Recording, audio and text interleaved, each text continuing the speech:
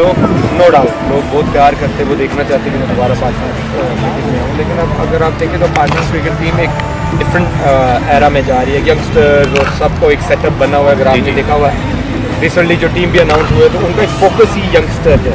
I don't think so कि मेरा भी प्लान है कि कम बैक करना, मैं चाहूँगा टू बी ऑनेस्ट, मेरा कोई प्लान नहीं है कम बैक का। I am moving forward.